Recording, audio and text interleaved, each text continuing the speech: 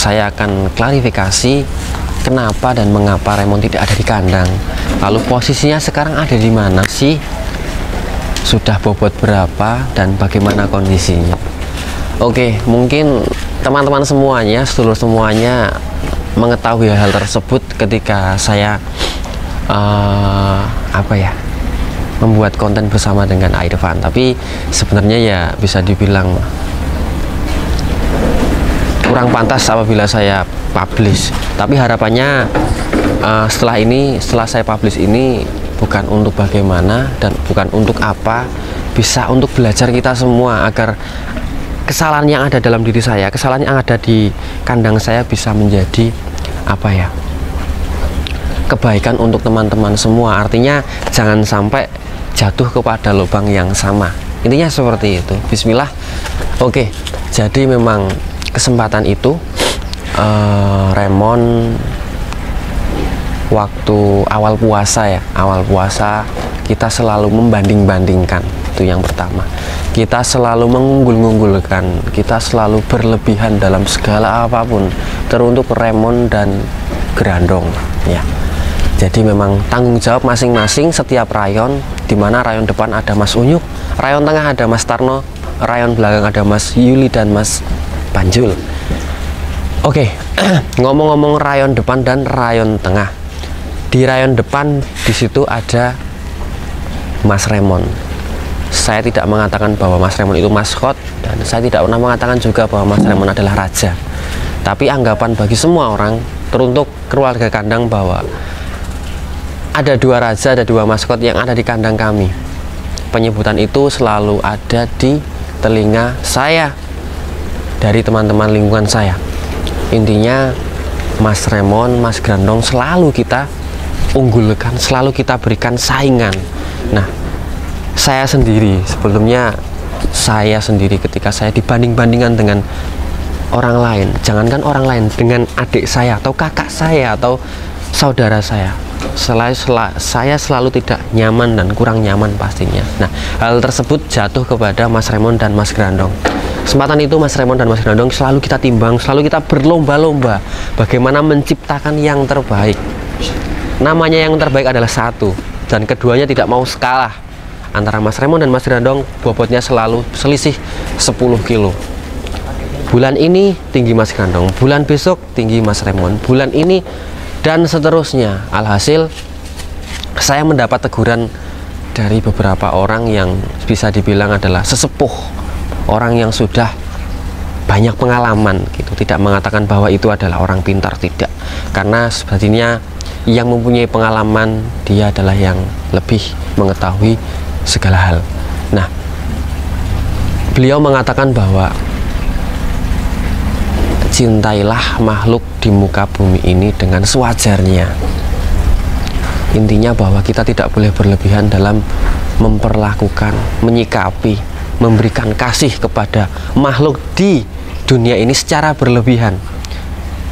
Bahkan kepada orang tua kita sendiri tidak boleh, karena rasa cinta, rasa kasih tersebut yang harus berlebihan, yang diwajibkan untuk ada, yaitu tetap satu pada Allah Subhanahu wa Ta'ala. Lalu ibu kita, orang tua kita, seperti itu. Jadi mungkin, nah, anggapan saya sendiri bahwa saya tidak mengatakan bahwa mencintai orang berlebihan itu buruk, tidak. Saya tidak mengatakan bahwa mencintai orang tua itu buruk, tidak. Cuma saya mengatakan kepada diri saya bahwasanya rasa sayang saya, rasa sayang kami, keluarga kandang, teman-teman semua terhadap Mas Raymond itu saya anggap berlebihan dan tidak masuk akal. Artinya bahkan seringkali saya datang ke kandang untuk memberikan makan Raymond, sedangkan kondisi kamar saya, kondisi rumah saya masih berantakan, dan perintah, anjuran dari orang tua, khususnya ibu, "Wan, tolong kamarnya dibersihkan dulu." "Engko dhisik, Mak. Nanti dulu, Mak." Saya selalu mementingkan Raymond. Nah, di situ saya mendapat teguran yang kedua kali dari sesepuh, artinya orang yang sudah mempunyai banyak pengalaman, bahwa ketika kamu sudah lupa akan segala hal, teruntuk kewajiban kamu, karena kasih dan sayang kamu tertuju pada satu makhluk, yaitu apapun nanti akan menjadi bumerang, nanti akan menjadi senjata bagi kamu sendiri. Nah, saya masih tidak paham dan saya masih mengabaikan kata-kata tersebut selalu dan selalu. Akhirnya saya masih selalu berlebihan terhadap yaitu Mas Raymond dan Mas Grandong kedua-duanya. Nah, dalam tempo waktu yang tidak lama diberikan ujian, Mas Raymond sakit. Sakitnya kita tidak bisa mengatakan itu, dan Mas dokter pun kita sudah dibantu penuh dengan tenaga medis bahwasanya belum bisa didiagnosa. Diagnosa sementara tetap penyakit dalam ya, karena fisiknya sehat semuanya, tapi jiwanya mungkin ya berantakan. Aduh, pokoknya serba ribet, nggak tahu penyakitnya apa, cuma diagnosa sementara dari Mas dokter adalah radang hati. Nah, hati lagi. Intinya saya tidak bisa menyimpulkan bahwa penyakit apa yang ada diderita Mas Raymond. Lalu kenapa kok bisa tersebut? Ya, cuma saya bisa menyampaikan kepada teman-teman semua, intinya seperti itu. Jangan berlebihan dalam mencintai, memberikan kasih terhadap makhluk.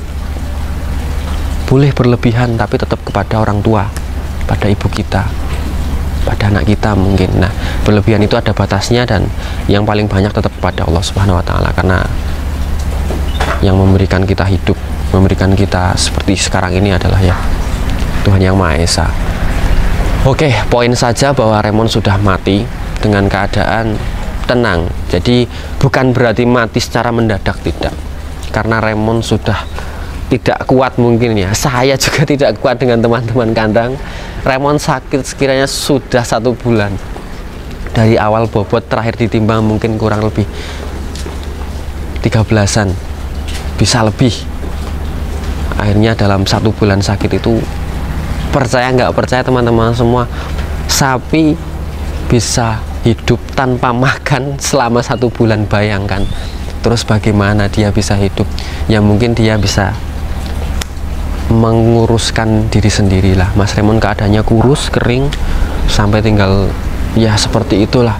Akhirnya saya tidak kuat. Mungkin peribahasa dari kita sakaratul maut, ngorok-ngorok terus, tapi ngoroknya ngorok yang memprihatinkan. Setelah mendapat pertimbangan banyak hal, orang tua, mbah kaum, terus simbah juga, akhirnya Raymond saya potong. Pada saat itu masih hujan deras, habis sahur, karena Ramadan ya, habis sahur saya minjam golok atau pedang punya Pak Kiai yang ada di desa saya, dan setelah subuh Raymond saya tuntun, saya bawa ke